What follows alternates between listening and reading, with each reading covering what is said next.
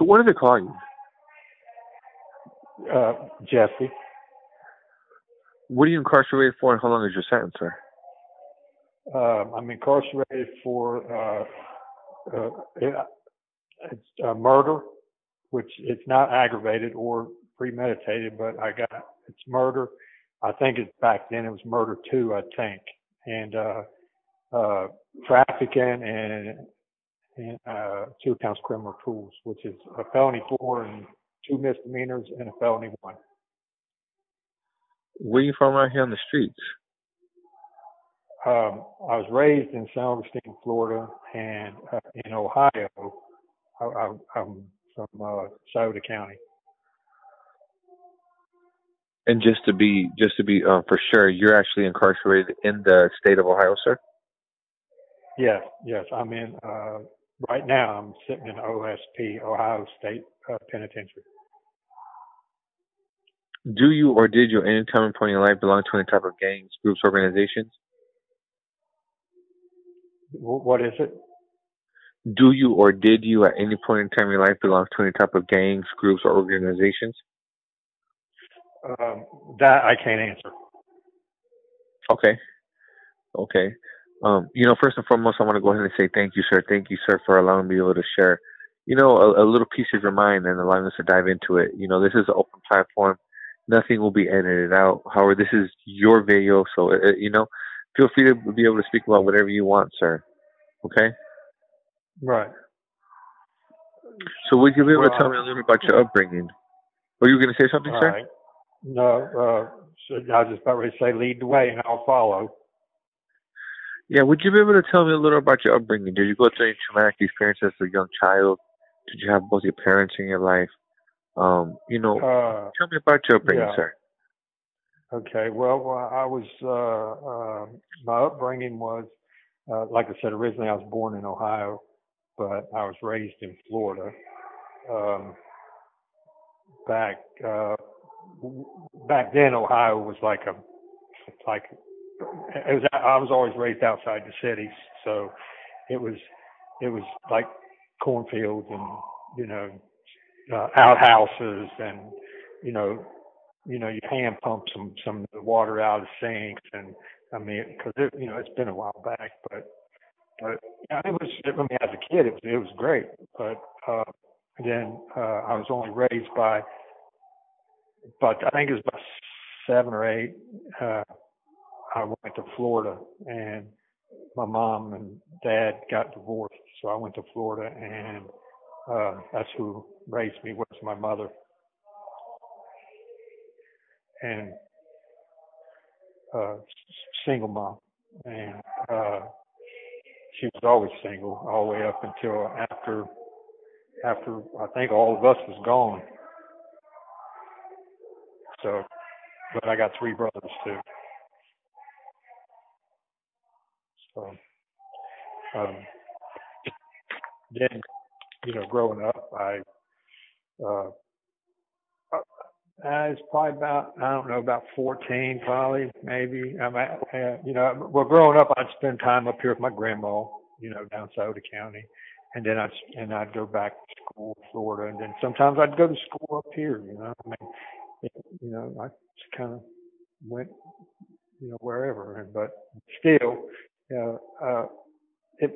I mean, to me, it was a good childhood, But, so, what else? Tell me about your young adulthood. Before this unfortunate incident took place, what was going on in your life? How did you find yourself inside this lifestyle? Okay, well, I was about, see, growing up, I was probably about just turned 16 maybe, or 15, it was like 15, early 16, I got married. So, and, back then I think minimum wage was like $3.25 or something, $3.10, or it was low.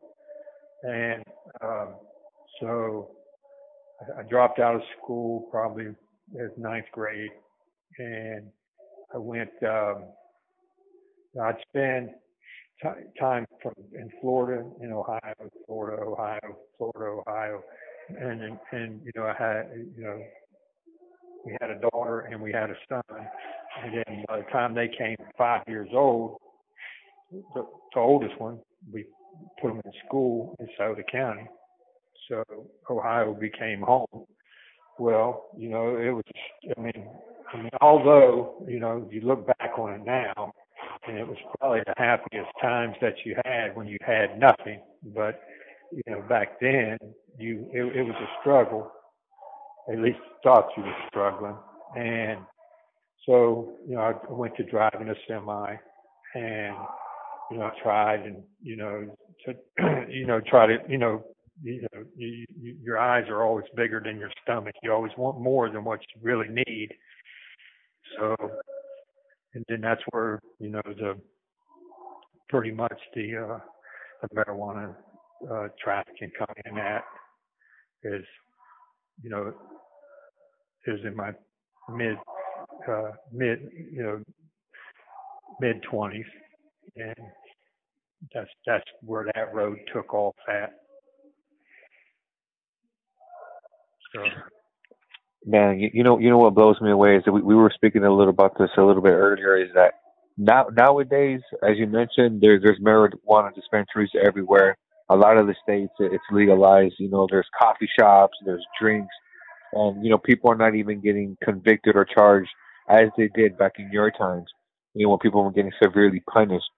oh, Um, they was get 20 years. You'd get 20 years easy. I mean, if it was like like if you was moving, I mean, and you'd probably still get in trouble today, but I mean, if you had 100 pounds, 200 pounds, I mean, you was looking at 20, you was looking at 20 years easy.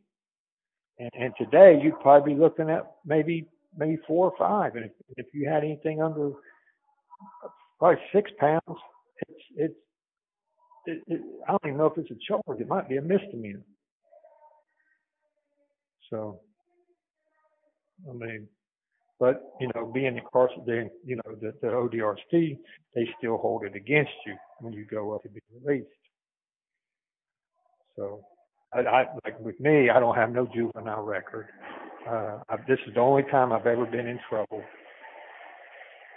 I was, I wasn't a big drug user or a big, alcohol drinker, and I still ain't, but it's just that one slight turn down that road of greed, I would call it. I would say, basically, like I said, like earlier when we was talking, you tell yourself that, because I was young and, uneducated, and I was like, I'm doing this for my family, and, I never wanted to be like the dad that I had, because my dad was never there. And so, but in the end, I became the very thing I didn't want to be. Never there. But was there big money back then doing what you were doing, oh, and what exactly were you doing? well, you would buy. You could end up buying anywhere from you could say from 1 to 200 pounds, or you could buy a whole truckload for real. I mean, back then, and that stuff, you would get it for, you can. It depends on how far south you went to Texas, New Mexico, Arizona, or even out in California. It just depends on where you went back then. I mean, you could get it from anywhere from $250 to maybe $500 for a pound. And when you got it back to Ohio, it was worth anywhere from 12, 15 to $2,000 a pound. So the money was phenomenal, you know. But it still puts you in a lifestyle that, if you don't put the one thing I've, had time and which is plenty of it, and you say if you don't put the work in, to like you want a house, you work for it, you buy it. You want a car, you work for it, you buy it. It's a slow process. All of us is, we're all not the Bezos and Bill Gates and all of them people, and the Trumps or or the Kardashians. We just, sometimes you get lucky, sometimes you don't. And, we're born into uh, uh, a financial area that you got to put the work in to work yourself up out of. And me, I can't speak for everybody else, but me, I try to shortcut that instead of trying to get grants or trying to get, I could have, I went to the military or I could have did this or did even though I got married young, I could have probably did all that and that would have changed my whole direction of life, and nowadays being where I'm at, I see that education for real is the key because smart people don't normally do dumb things. So, was there any scary situations that you found yourself in while doing this? Well, yeah, you always find yourself, into, you're always looking over your shoulder, so you're always stressed and your anxiety and you're overwhelmed, and because you're thinking, hey, any day it's going to be the last day. You're going to get caught. You're going to do that, and then you don't never know who you're going to run into, and you never really know what the next guy's thinking. So, you try to, minimize it and deal with the same people, or however it was back then. Like I said, what I did was a crime back then. Today is legal, so like you said, they would just walk in a dispensary and buy it. It's pretty much obsolete now, but back then it wasn't. So and there was big big money involved. You figure if you spend at the most $500, you get $1,500. That's $1,000 per each one. So that's $100,000 on every 100. So what's the most amount of money that you made? You always, yeah. You never get a keep. Like I read a book called Mad Money. Well, you never get to keep it. So, because you're always buying, you got a car, you got a house, you got this, you got that. And really, nothing's never really paid for. With me, it was never really paid for. And then, if you got this guy gets. You have 1 minute remaining. This guy gets his, that guy gets his, that guy gets his. But you do make. You can see at any given time a few $100,000. Back, like I said, today I don't know. I don't know about today. But back then, 30 years ago. Still a lot of money back then. That was a lot of money. That was even at 50 or 20, it was still instantaneously. It was a lot of money. If you could walk around with $10,000 in your pocket back then, cash money, you thought you was doing something. Today, it really ain't like that. $10,000. A lot of people walk around with that. I understand it. I don't know. I ain't had the opportunity to go out there and see a bunch of people. Can you call back? Yeah. If I hang up on us, Thank you for using GTL. So you had a car, you had thousands of dollars, you were going to the mall, shopping sprees, living a luxurious lifestyle for a little while there, I can imagine. Yeah, it was very little, very short time but again, like I said, nothing's paid for. Had a house with eight acres, had a new Silverado pickup, you had a new Trans Am, you had, you could just go spend $2,000-$3,000 when you want. And back then, like today, people do it all the time. It stinks. You hear all these stories, and everybody's doing it. I don't know if they're telling the truth or not, but back then that was something. At least it seemed to be to me.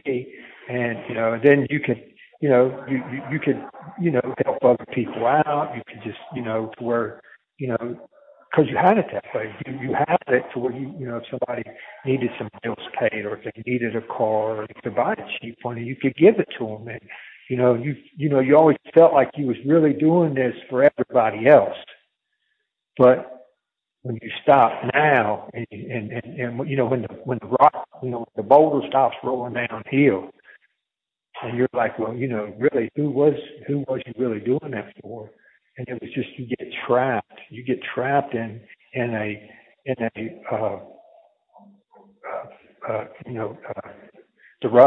rush of being able to do this, being able to be like, that guy. Who is that guy really? He's the guy that sits here for 30 years. That's who he is. And, that's the guy that, in the end, feeding that ego, he let down pretty much everybody around him. So, would you be able to tell me a little about your case, man?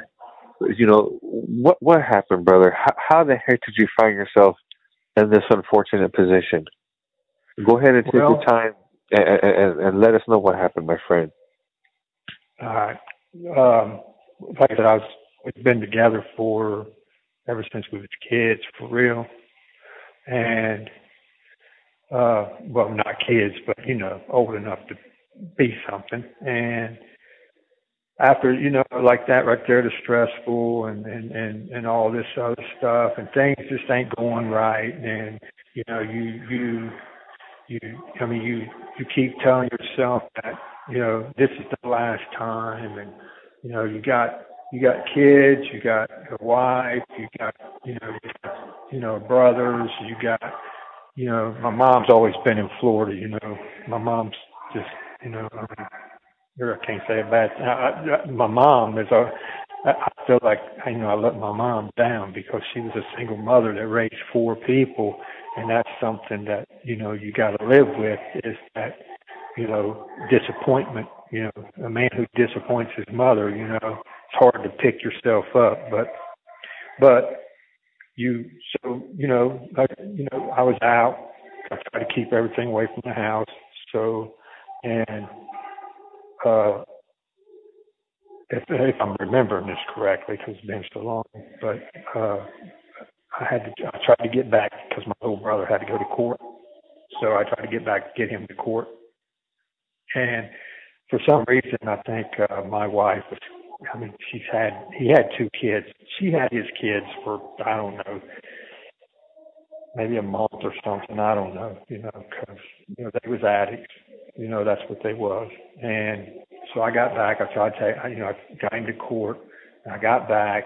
And, one day runs into another, and, time, and you're tired, and you're overwhelmed, and you're trying to, get this other, stuff out west. You're trying to get stuff out there fixed. People's on the phone.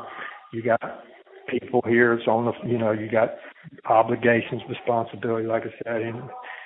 And then, so in the end, you're sitting here and you're going back and forth with, now you got responsibilities as a husband, as a dad, as all this.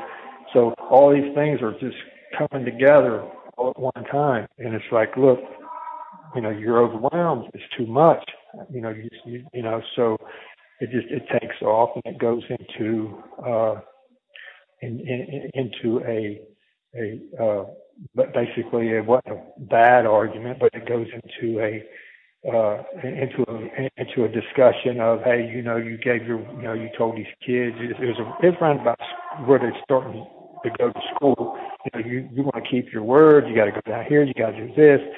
And it's like, look, there's other things I got to do too. I'm only one person, which is no excuse, but, and so everything's coming together, everything's overpowered, everything's coming on top of each other, on top. And in the end, you're like, hey, look, basically, this phone's got to go because it's driving me crazy. You you need, just give me a minute, let me catch my thoughts here, and everybody else, I got it. Just let me do this, and it got so bad, and it just was so much anxiety and so much pressure that it felt like, you're just about to explode. Well, so, and so there, like I said, there was a gun laying on the bureau, and on the big bureau, whatever you call them. And so on their way out, I was just basically going to fire the gun as an idiot, because I've been around them all my life, but I was just going to fire the gun and basically shoot a hole through the wall. Well, they was going out, come back in, they go out, they come back in, they go out, they come back in the back, in the back in the bedroom. And on their way out, they're like, saying what they got to say. And I'm like, yeah, okay. And so on their way out, I reach over, grab the gun, pick it up, and basically go to put it where it'll be high up, and as they're going out the door, I pull the trigger. They stop going out the door. That's the way I remember it. Now, I could be wrong because of, you really don't never remember something exactly how it happens. But they stop and they turn back to say something else. By then, I already pulled the trigger. And at that moment, it felt like the entire world just stopped. Like in one of them, like in one of them movies where you see them pull the trigger and you see the bullet come out and you see the smoke, and it just seems like everything went quiet, boom, and there was no sound. But it was like you could reach out and just grab the bullet and put it back in the gun, but you can't do it, And then all of a sudden it just boom, and originally I didn't even think it hit them. So they turn around and basically cuss at me and say, and start to head back out the door. And then they stagger. When they stagger, I jump over and grab them, spin them around, lay them down. And they're like, get off me, I'm all right. I'm like, no, I don't think you're all right. And there was no blood, there was nothing, and I was like, I don't think you're okay. And they're like, I'm all right. Well, yeah, next thing I see is a little bit of blood trickling down behind her ear, coming down the back of her head. And I'm like, oh, this is going to be bad. And then, they're like, it's okay. And I'm like, no, it's not okay. I think I call an ambulance. So I holler and get them, I don't know if it's my brother or my sister-in-law or mom come in from outside, and they call 911, and I sit there and I get a towel and I try to slow the bleeding down and everything, and it seemed like time just stood still, like it was going nowhere. And they said it took like 7 minutes to get there. It felt like it was an hour, but like I said, I just, you could just sitting there, and I held them, and I tried to do the best I could, and it Damas got them, and took them to a life flight. So that's pretty much how that happened. And at that point in time, they didn't charge you, or what was it that happened? Did they charge you that night? No, they didn't charge me that night. They took me down to the police station, and they questioned me. They questioned me there, and there was always a big question about the gun, which I think now everybody that was almost everybody I knew that when I was out is either dead, OD'd and died, or so, and it was, we was all, in messing around, extracurricular activities, and that's basically where the gun come from. And I didn't want to tell the police that that's where the gun come from. So there was a question about the gun. So I just told the police that I bought the gun off somebody at a gas station, and for real, I that was one part of the thing, and it was like, well, it just seems odd. But I didn't want, cause I didn't know what them people had, and I didn't want to send the police. I didn't want them to go to their house. But because I ran into the guy in prison, and he was like, when I was in jail, he said, I don't know why you didn't just tell them. He said, because I told them that I gave you that. And, it was never used in a crime. It was just an old cheap junk gun, You probably got it $50, $100. It was garbage. A Russian Makarov or some crap like that. But, and then, so when they questioned me, they questioned me at the house, and and then they took me downtown and they questioned me. Then an attorney come, and he was like, everything's cool, basically. I mean, he didn't really, I don't remember, but again, it was,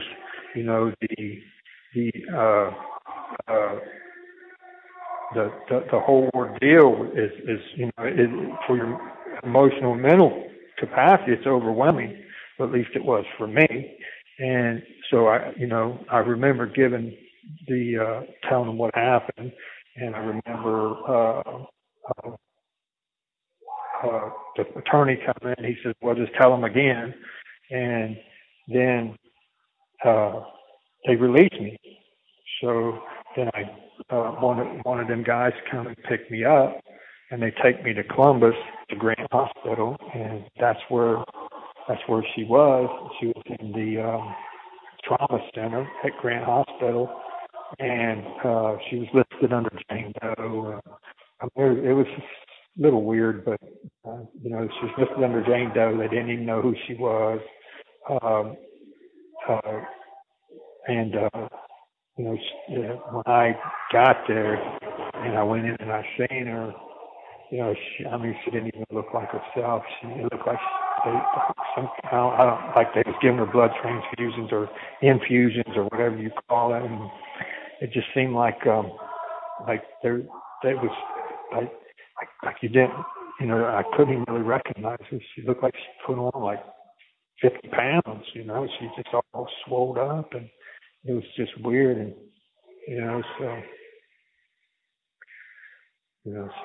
but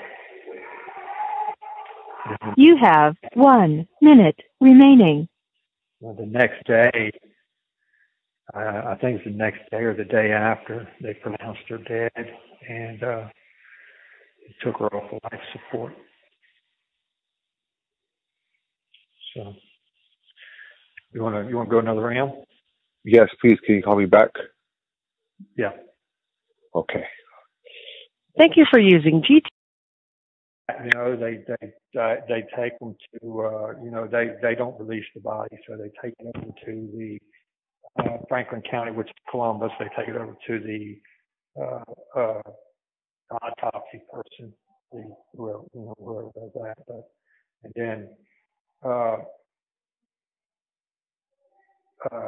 so I go home, which I'm not. Honestly, I probably wasn't doing too good, and so I go home and probably it's a month, maybe 2 months, maybe somewhere in there, maybe that was in August.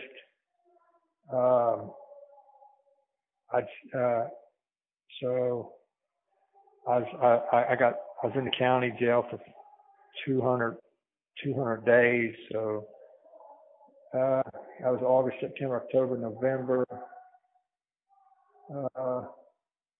So it was about almost 4 months. Then they raided the house, for drugs. Somebody got caught, got busted. So then they raided the house for drugs, and that's where I got the trafficking and the criminal tool charges.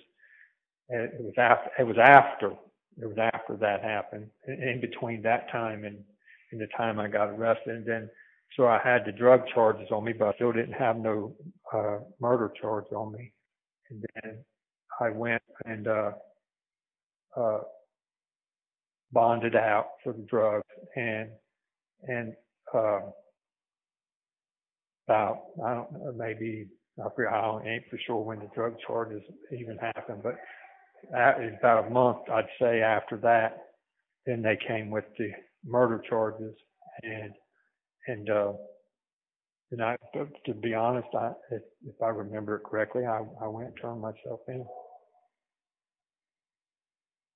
I didn't go on the run or none of that. I went and turned myself in.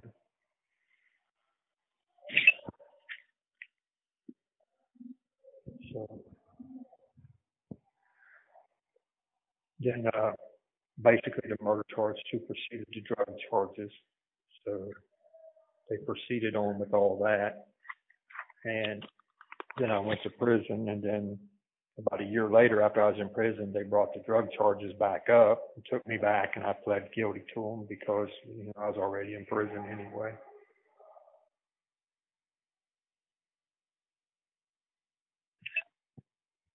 What was the court process like? Did you have to look at the victim's family? Was there any type of impact No, statement? Anything like that going on?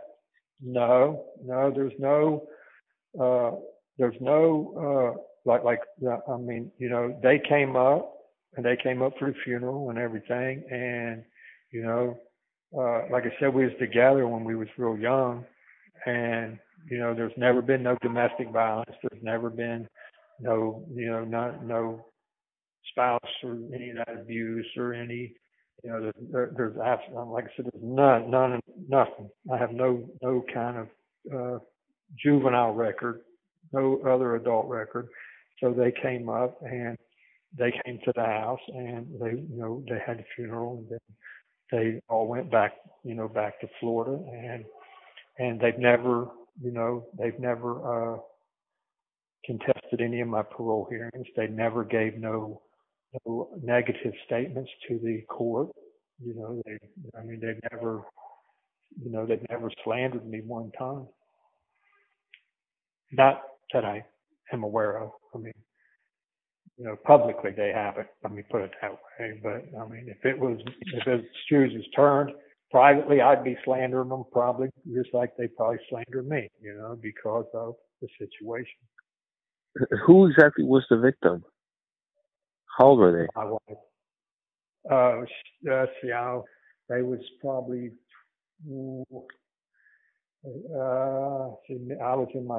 I was about 26 or 7, so they would have been maybe 29, 2 years older than me, I think.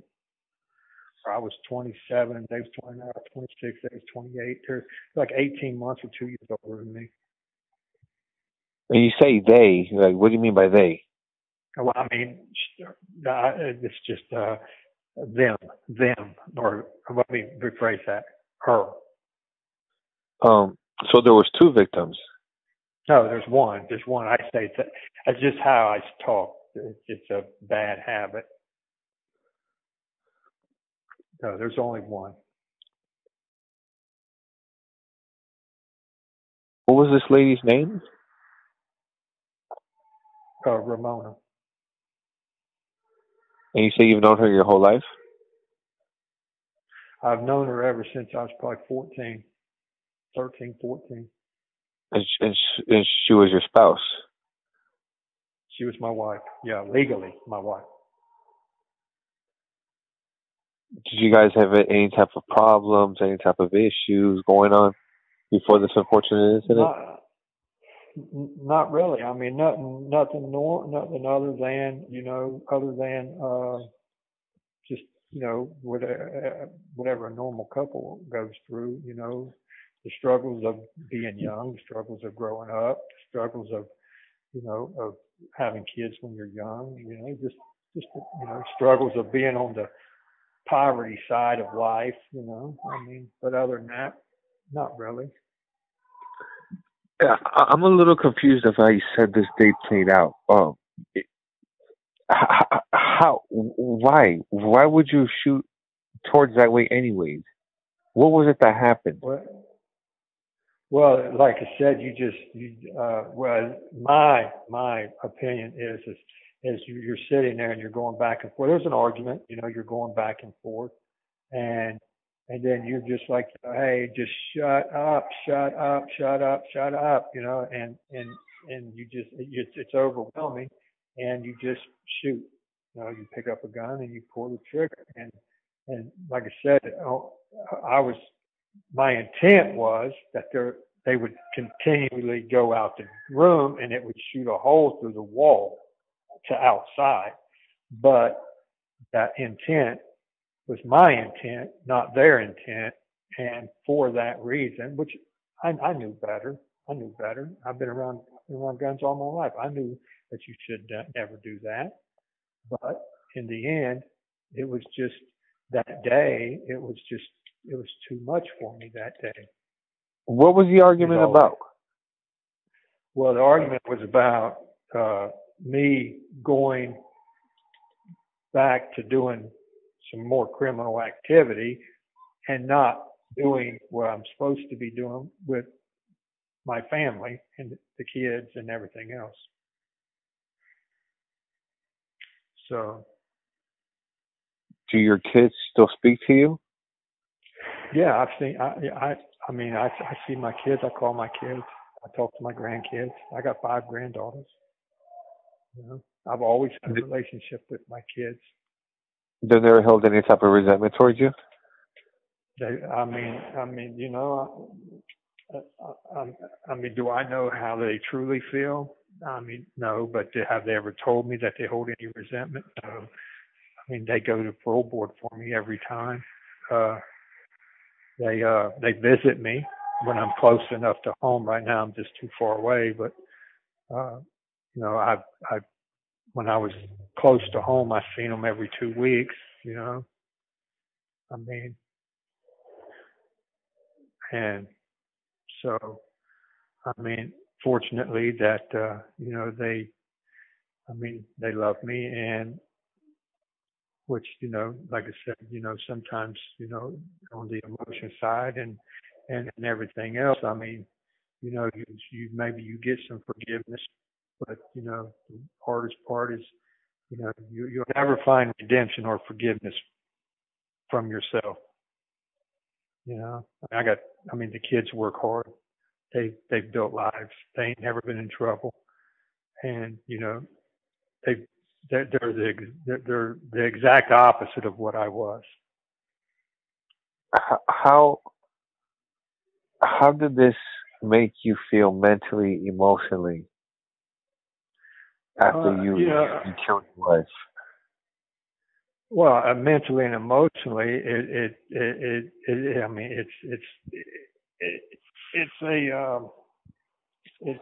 devastating, for real. You want to be honest about it. It's overwhelming at times, because every day you sit there, I sat there in the bedroom floor. So every day it never goes away. It never gets any easier. Time doesn't heal. That does it. At least it didn't. It hasn't. It hasn't. Lessened anything for me. Even though, like I said, I got 2 wonderful kids and all them grandkids, and they all give me time, and they all give me love, and they all give me understanding. And emotionally, that right there is overwhelming, because you don't feel that you deserve to have that, because the stuff that they grew up without a mom, they grew up without a dad, and they like I said, they came and see me even when they was kids, but it's still overwhelming.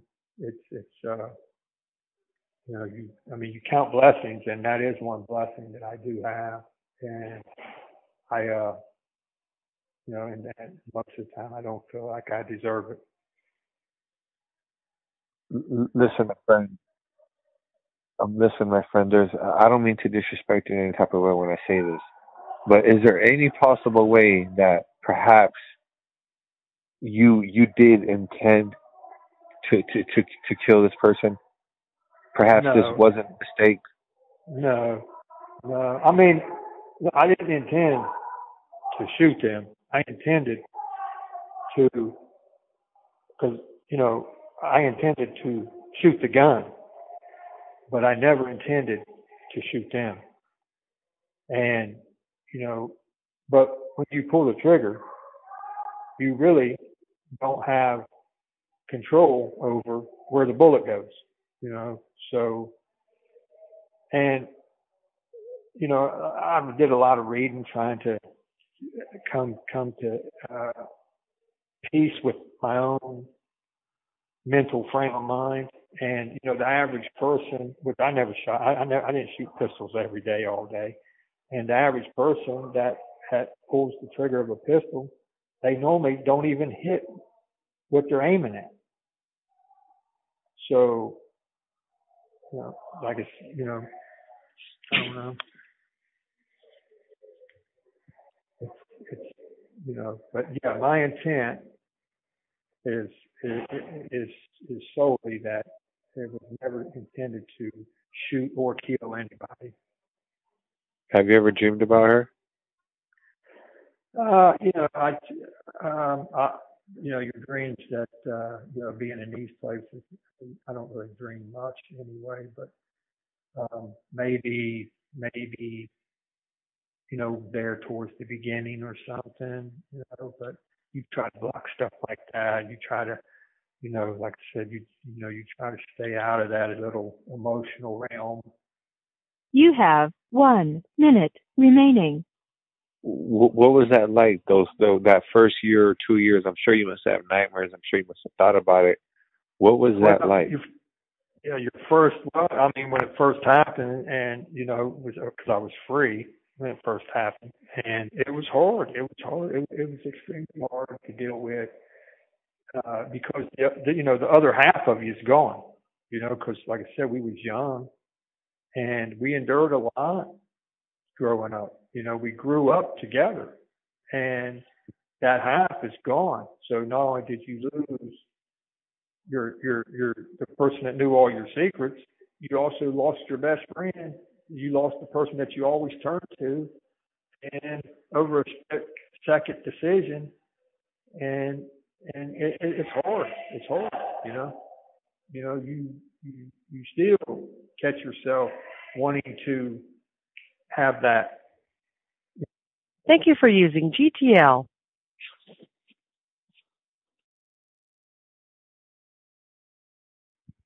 What was it that changed? You said that you weren't arrested. You were this way for 4 months. What was it that changed? What was it that put you in prison besides the drug charges? Well, what changed is my little brother got in trouble, and because he was outside. I, I was told that he was outside, and so he was outside, and he said that he heard me say that I was going to shoot him if they said one more word, and for him saying that gave me premeditated aggravated murder charges. And was that true? Did so, you make those statements? I mean, it's just like, have I ever made that statement about, oh, if a person says something, I'll just shoot them, or people. I hear people say that every day in here. Well, not in here because they're locked up, but in other places. And I'm like, hey, bro, you probably shouldn't talk like that because words have meaning, and even though you're in no position to shoot anybody, or you're really not meaning what you're saying, if you're saying it, then, but somebody later down the road, if something happens, and they say, hey, you ever heard that guy say that? And if they say, yeah, I heard him say it, then it's definitely motive for a charge. And, so, that's just like saying, hey, I'm gonna punch that dude in the mouth, or I'm gonna hit that dude with a ball bat, or I'm going to, a lot of people are like, well, I would never talk like that, or I would never, everybody, there's 340 million people in this country. 300 million of us probably said something like that. I mean, so, but, when it becomes an issue of somebody is dead, then words have meaning. So you should always be careful what you say. If like I said. So what was the prosecutor's line of defense? Well, they had a little brother and his wife that said that they heard me say that I was going to shoot him. And they had the detectives, I guess, they testified, and the ballistics people. I got found not guilty of premeditated aggravated murder, and then since nobody said that there was a fight, you can't get found guilty of manslaughter because you got to be in an engaged, crime of passion, active engagement of basically going back and forth, and then so that leaves you cause the death of another human being, which is a murder. With you intent on the intent side of it, but so, and if you go in there and you got, as I'm sure that all the people that you've spoken to, if you don't have a just because they're attorneys, don't mean they're good attorneys. I mean, there is a difference, that an attorney, every attorney is not the same attorney. You could go in and have a great attorney, and he's just not great at murder trials. Or you could go in and have a really nice attorney. He's a nice guy, but he's not good at his job. Or you can go and you can have a guy that is extremely good at his job, and you really, you get charged with a way lesser charge, or you get found not guilty. I mean, what do you feel you deserved? In your case, my case, after all the, because I've been back in front of a judge 5 times over this case, because of the particulars of it and what's happened, and like my little brother now came back and he did some affidavits saying that he was coerced and he was an addict and and he was this and he come back and he did all that. But I went in myself with no attorney, and I went in front of the judge on the hearings. I've had 5 hearings for a new trial over the years, and I messed it up, because not only do you have to get get the affidavit, you have to get what they gave him, which if you look at his court record, he no longer has crack charges. He has tampering with evidence charges, which he had crack charges that they wiped out and gave him tampering with evidence misdemeanors. He gave him 56 days or 57 days, 8 days in the county jail, time served. Well, they, moved him up on the HUD housing thing, urban housing or whatever you want to call it. They moved him up. He had a case pending with Children's Services where this kid was involved in some crack stuff, and those charges got dropped. But you just can't say it in court. You got to present the paperwork and prove it.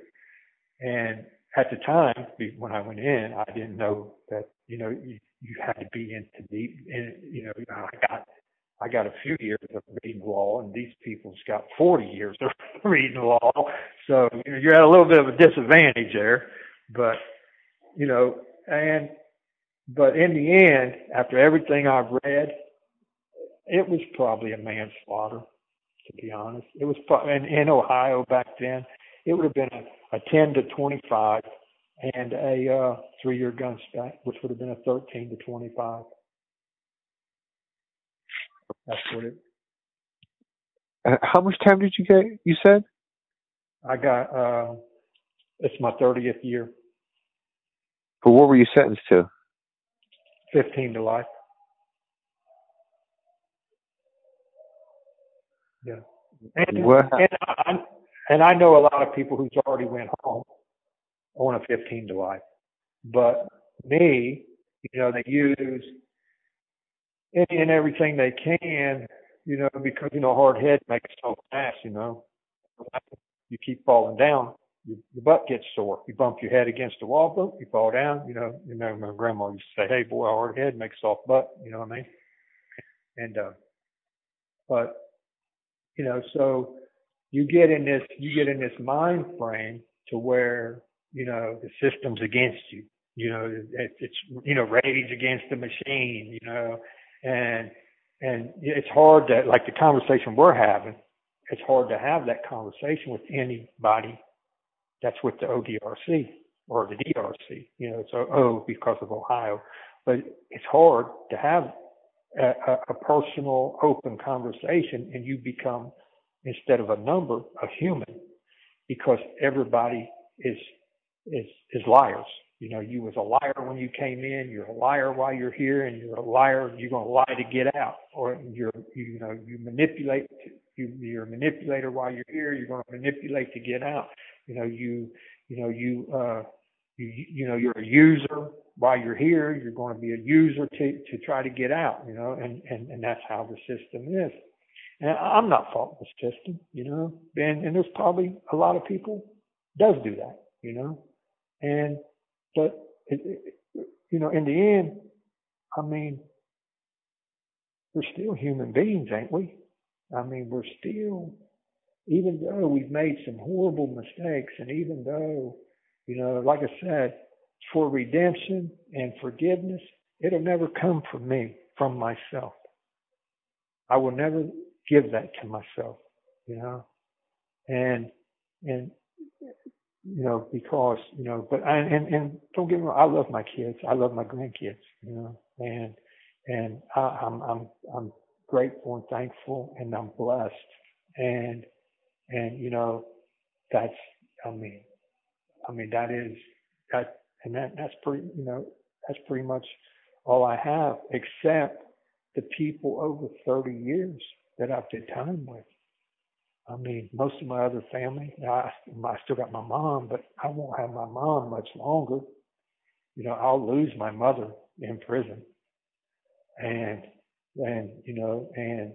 so now that's some other stuff that I won't forgive myself or be able to get redemption for them is I feel that I let her down and I disappointed her.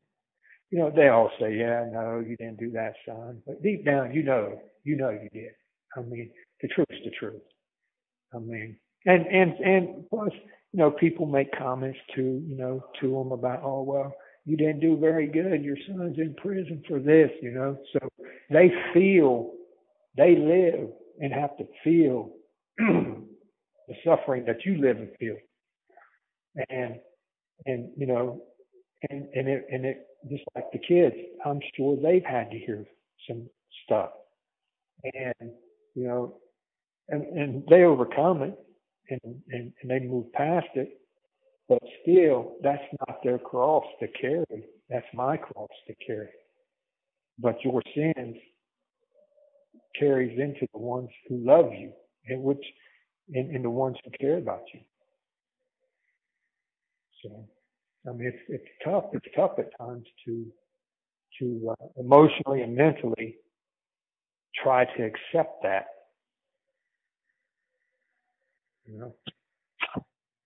What do you think is the hardest thing that you've had to endure in these past 30 years? What is the hardest thing that I've had to endure? Well, probably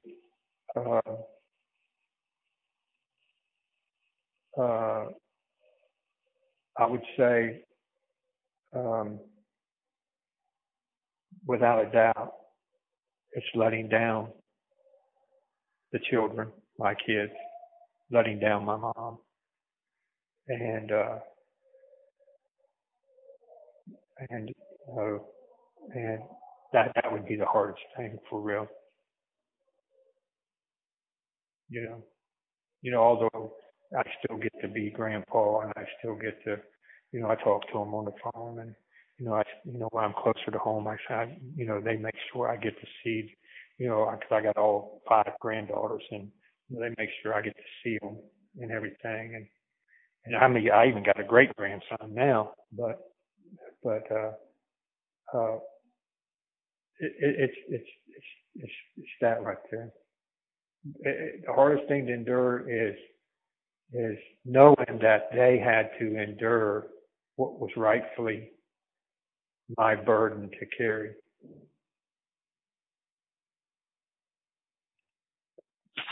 So essentially, they grew up with no parents at all.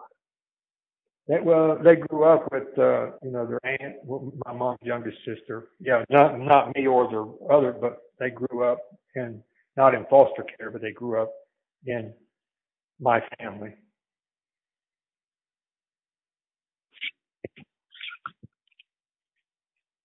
This is one sad, sad story, man.